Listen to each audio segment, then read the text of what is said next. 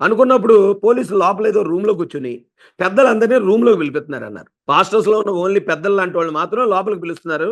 మీరు మిమ్మల్ని కూడా రమ్మన్నారు పోలీసులన్నారు. సరే అనేసి నేను ఎళ్తున్నాను. వెళ్తున్నప్పుడు ఈలోపు ఒక ఛానెలోళ్ళు ఇంటర్వ్యూ జరుగుతూ "అన్న ఒక్క మాట లైవ్ జరుగుతుంది. ఒక మాట ఎలాగో చెప్పండి" అన్నారు. సరే హ్మ్. అనేసి నేను అక్కడికెళ్ళాను. వెళ్తే నేను అప్పుడు గమనించింది ఏంటంటే అండి, ఇప్పుడు పోస్ట్‌మార్టం అవ్వకుండా ఏది డిక్లేర్ చేయకూడదు. అది హ్మ్. యాక్సిడెంట్ అనకూడదు. యాక్సిడెంట్ అంటాం నాది తప్పే. అలాగని హత్య అని కూడా అనకూడదు. ఎందుకంటే హత్య అని కన్ఫర్మ్ చేసి చాలామంది మాట్లాడడం వల్ల ఏమైందంటే, చాలామంది క్రైస్తవులు ఆందోళన పడ్డారండి. ఆందోళన పడి ఒకవేళ క్రిస్టియన్స్ అందరూ కొంచెం డీసెంట్‌గా క్రమశిక్షణగా ఉంటారు కాబట్టి సరిపోయింది గానీ, ఇదే విషయం గనక ఒక హిందూ సోదరుడికి, ఒక హిందూ ప్రీస్ట్‌కి జరిగి, ఇది మర్డరే అని కన్ఫర్మ్ చేస్తూ గనుక అలా మాట్లాడుంటే, ఈ రాష్ట్రంలో విధ్వంసం జరుగునండి. అవును. ఖచ్చితంగా లా అండ్ ఆర్డర్ ఇష్యూస్ వచ్చే అవకాశం ఉండేది. అంటాడు గారు రాష్ట్రం తగలబడిపోను.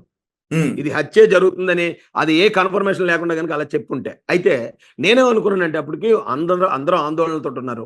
ఇదేమన్నా శాంతి భద్రతల సమస్య వచ్చేలాగా అదుపు తప్పేలాగా ఏమన్నా ఉంటదేమో. హ్మ్. కాబట్టి పోలీసు నాకు ఇప్పటిదాకా ఇంత క్లారిటీగా చెప్పారు. చెప్పిన తర్వాత ఏవండీ ఇది 90% యాక్సిడెంట్‌లా కనపడుతుంది. ఎవరు ఆందోళన పడకండి. ఎవరు ఆవేశపడకండి. హ్మ్. 10% ఇంకా నేను 10% ఉంచానండి అలాగా.